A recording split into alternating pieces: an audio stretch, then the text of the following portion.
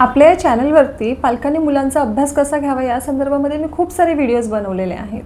पण मला एक गोष्ट तुम्हाला आवर्जून सांगावीशी वाटते का जर समजा तुमची मुलं आता 4थीला गेलेली असतील किंवा 5वीला म्हणजे त्याच्या पुढच्या इयत्तेमध्ये गेलेली असतील आणि अजूनही जर तुम्ही त्यांचा अभ्यास घेत असाल तर मला कुठेतरी असं वाटतं की मुलांना आता तुम्हाला थोडंसं स्वावलंबी बनवण्याची गरज आहे.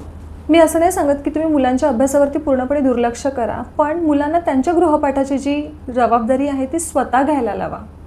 कधी कधी काय होतं की मुलांना माहिती असतं की हां माझा हा प्रोजेक्ट आहे तो मम्मी मला सांगेल कधी करायचा आहे तो, किंवा हा जो होमवर्क आहे तो मम्मी करून घेईल, त्याच्यामुळे मुलं बिंदास होतात. आणि मग कधी कधी अचानक आपण विसरल्यानंतर मग सगळा ब्लेम आपल्यावरती येतो कारण मम्मीने आठवण करून दिलीच नाही. तितकं बनवा तुम्ही. हवं तर त्यांना टाइम टेबल वगैरे बनवून द्या आणि तुम्ही त्यांना सांगा की हां हा विषय करायचा आहे. सुरुवातीला त्यांना तुमच्या मदतीची गरज लागेल तेव्हा तुम्ही मदत करा त्यांना, पण शक्य तितका पाठांतर म्हणा किंवा त्यांचे जे काही डाऊट्स असतात ते शक्यतो त्यांना शाळेमध्येच टीचरांना विचारून सॉल्व्ह करून घ्यायला सांगा. आणि जरी काय अडचण लागली तर मग तेव्हा तुम्ही त्यांना हेल्प करू शकता.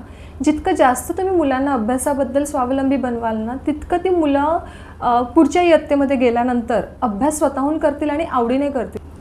ज्यावेळेस आपण मुलं 7वी 8वीला जाईपर्यंत त्यांचा अभ्यास घेतो, आपण त्यांच्या मागे लागतो, त्यांचं पाठांतर घेतो, त्यांना एकूण एक गोष्ट आपण स्वतःहून शिकवण्याचा प्रयत्न करतो, त्यावेळेस काय होतं कधी कधी मग त्या मुलांसाठी ते एक प्रकारे बर्डन बनून जातं. त्यामुळे शक्य तितकं मुलांना अभ्यासाच्या बाबतीत स्वावलंबी बनवण्याचा प्रयत्न